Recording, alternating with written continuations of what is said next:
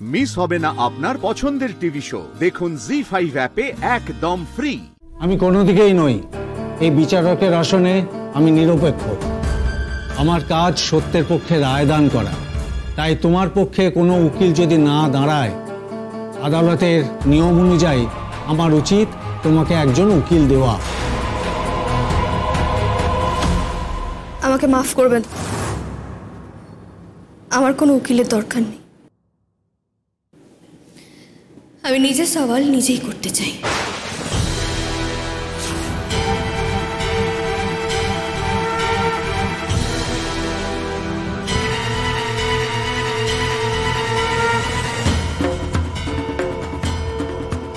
বাবা, এটা এখন সময় নয়। এই উকিল বাবু, আপনি চুপচাপ দাঁড়িয়ে আছেন কেন?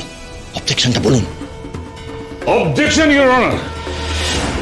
Objection overruled. আপনি বলুন আপনার কি বলার আছে। কি সাহস মেয়েটা, এখনো জোরে জোরে কথা বলে যাচ্ছে, ওর জিভ খসে পড়বে। না, অষ্টমী শেষ পর্যন্ত লড়বে। এবার দেখা যাক কি হয়। ধর্মাবতার, আমার বিরুদ্ধে যে অভিযোগ আনা হয়েছে তা সম্পূর্ণ ভিত্তিহীন। Objection milord. Objection overruled. আগে ওনাকে বলতে দিন। আপনি বলুন। ধর্মাবতার, আমি চুরি করিনি, আমাকে মিথ্যে অভিযোগে ফাঁসানো হচ্ছে। আর আমি যে হারটা চুরি করেছি তার কোনো প্রমাণ ওনাদের কাছে নেই। Objection my lord, objection. Objection sustain. আপনি তো ওনার কথা ওনাকে বলতেই দিচ্ছেন না। ঠিক আছে, আপনার কি আছে বলুন। ধর্মাবতার, উনি রেড হ্যান্ডেড ধরা পড়েছেন, মানে চলতি কথায় বামাল সমেত গ্রেপ্তার হয়েছে। ওনার ব্যাগ থেকেই হারটা পাওয়া গেছে, এর থেকে বড় প্রমাণ আর কি হতে পারে? তারপরে উনি বলে যাচ্ছেন যে উনি চুরি করেননি। এ তো হাস্যকর ব্যাপার মিলর্ড। ধর্মাবতার, আপনার অনুমতি থাকলে আমি আপনাকে দেখাতে চাই যে ওনার প্রমাণটা ভিত্তি।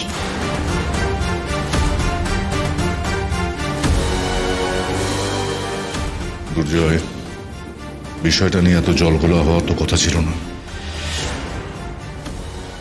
আমি কি বলবো বলুন তো বাবা? আমি কি করে জানবো যে এই মেয়েকে আমাদের সমস্ত প্ল্যান বিশ্বাস করে দেবে? এবার যা করার আমাদের উকিল বাবুকেই করতে হবে। তবে আপনি একদম চিন্তা করবেন না, এই কেসটা তো আমরা জিতবই। আপনাকে অনুমতি দেওয়া হলো, আপনি প্রমাণ করে দেখান। আপনি বসুন। ধর্মাবতার, আপনার ফোনটা আমার একটু প্রয়োজন। নিজেকে নির্দোষ প্রমাণ করার জন্য আপনার ফোনটা আমার লাগবে। বেশ,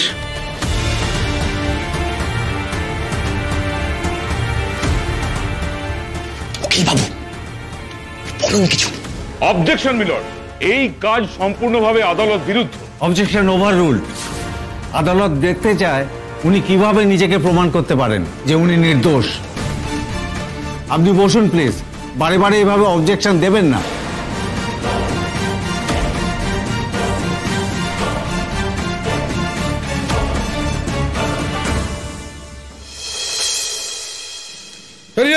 অসুবিধা, এসব কি হচ্ছে? কি করছেন এসব? ধর্মাবতার, কিছু বলুন, এসব কি করছেন উনি? এটাই তো আমি বোঝানোর চেষ্টা করছি ধর্মাবতার। এবং আপনারা সবাই, আপনাদের সকলের সামনে আপনারা দেখলেন যে আমি ধর্মাবতারের ফোনটা নিয়ে এসে উকিলবাবুর পকেটে ঢুকিয়ে দিলাম।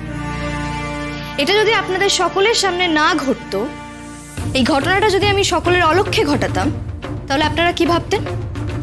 যে উকিলবাবু ধর্মাবতারের ফোনটা চুরি করেছে। কি তাই তো?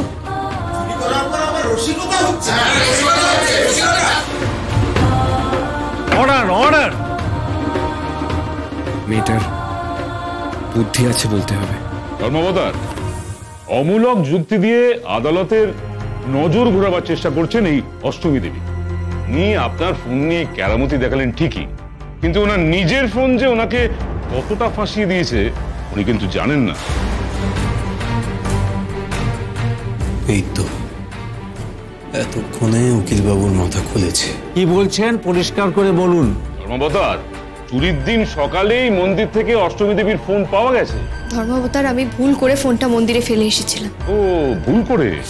আচ্ছা, তা কখন আপনি মন্দিরে গিয়েছিলেন বলুন তো? আমি আগের দিন রাতে মন্দিরে গেছিলাম। সম্পূর্ণ কথাটা বলুন অষ্টমী দেবী। আগের রাতে নয়, গভীর রাতে গিয়েছিলেন। ধর্মাবতার, উনি যে গভীর রাতে মন্দিরে গিয়েছিলেন আর কিন্তু একাধিক সাক্ষী আছে। আমি প্রথমেই কাঠগড়ায় ডাকতে চাই ঋতুপর্ণা সিংহ, অর্থাৎ পুরুষোত্তম সিংহের ছোট পুত্রবধূকে। অনুমতি দেওয়া হলো। ঋতুপর্ণা সিংহ কাঠগড়ায় আসুন।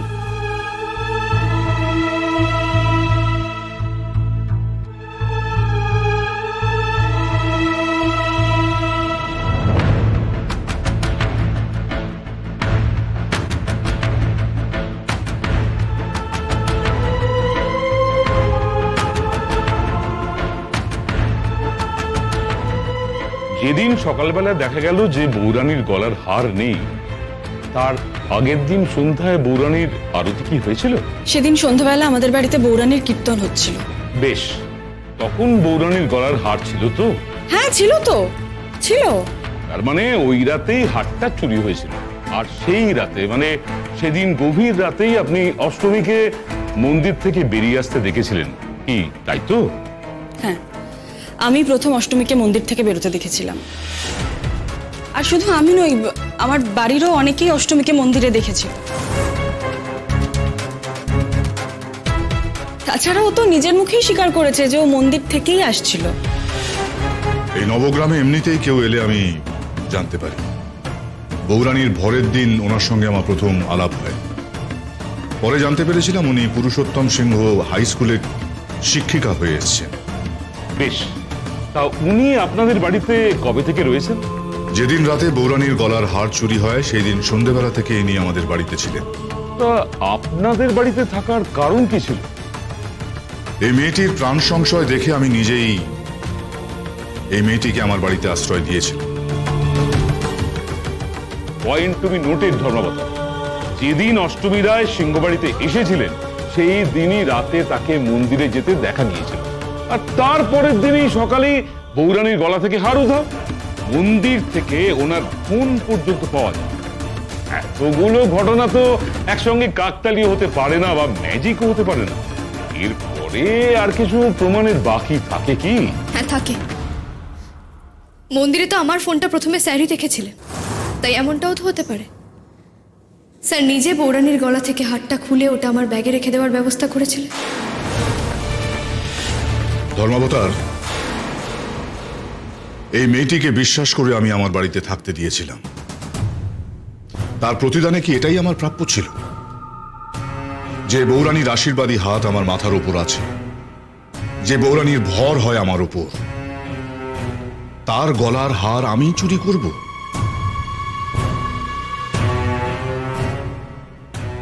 এত মানুষ আমাকে ঠাকুর বলে, তাদের বিশ্বাস নিয়ে ছিনিমিনি খেলবো আমি? আপনার এটা সত্যি বলে মনে হয়? জি5 ডাউনলোড করুন আর সব এপিসোড দেখুন একদম ফ্রি।